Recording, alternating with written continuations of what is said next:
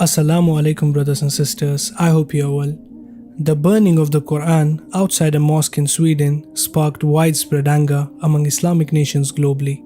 Political leaders from Iraq, Iran, Saudi Arabia, Turkey and various other countries voiced their discontent, emphasizing the potential of such actions to ignite and exacerbate Muslim sentiments worldwide. Amid heightened security and go-ahead from the government of Sweden, Salwan Momika, a 37-year-old individual who sought refuge in Sweden several years ago, committed a distressing act on Wednesday. In the presence of a significant police, he deliberately trampled on the Quran before proceeding to ignite several pages in front of Stockholm's largest mosque. The Iraqi government expressed condemnation towards Swedish authorities for granting permission to individual they considered an extremist to burn the Quran. Egypt, the most populous country in the Arab world, condemned the burning of the Quran as a highly offensive act that deeply offends the sentiments of Muslims. Furthermore, the six-member Gulf Cooperation Council and Morocco strongly denounced the burning of the Quran. In response to the incident, Morocco recalled its ambassador from Stockholm. On Thursday, Sweden's ambassador was summoned by the United Arab Emirates and Jordan, following Morocco's summoning late on Wednesday. Turkish Foreign Minister Hakan Fidan called the Quran desecration despicable. It is unacceptable to allow these anti-Islamic actions under the pretext of freedom of expression, Fidan wrote on Twitter. Turkish President Recep Tayyip Erdogan additionally criticized Sweden for allowing a protest. Erdogan stated, "In due time, we will educate the conceited Western individuals that disrespecting Muslims does not constitute freedom of expression."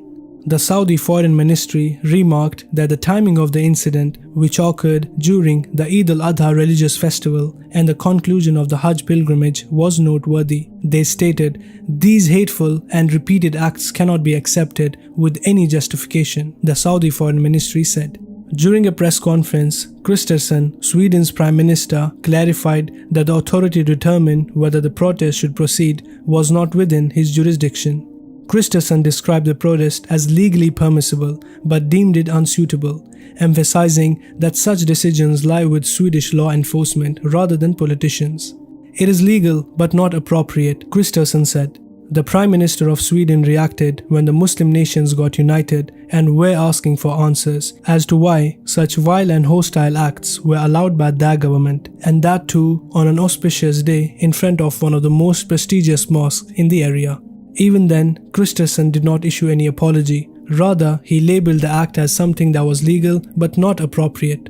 Even the natives of Sweden that do not belong to the Muslim community are condemning this act, but the government is still naming it one's right to exercise freedom of expression.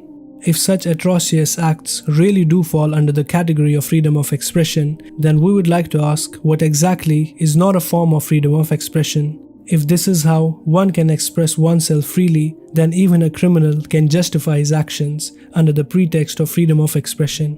Such labels are just an excuse so that people can practice Islamophobic incidents without having to face any consequences. The issue of unity among Muslim nations may surely be complex and multifaceted, but it is also true that instances of disrespect towards the Holy Quran can elicit strong reactions from the Muslim worldwide. These reactions stem from the deep importance that the Quran holds for us Muslims. Regardless of the geographic location or socio-economic status in such instances, there is unity among the Muslim Ummah, prompting us from various nations to come together and express our collective outrage. As to the ones who are actively involved in such cases and trying to hurt the sentiments of the Muslim Ummah, they should keep one thing in mind: the Quran is actually the Kalam of Allah. If a person is successful in destroying and discrediting the holy book, then how will he able to ever destroy the words of the Creator?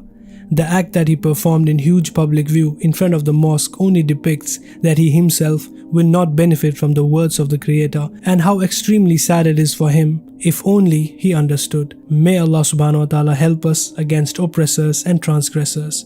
Ameen. That's it for today, brothers and sisters. I hope you liked the video. Let us know your thoughts in the comment section below. We would love to hear from you. Hit the thumbs up button, subscribe to the channel, turn on the notification bell, share this video with your family and friends. Until next time, Assalamu alaikum.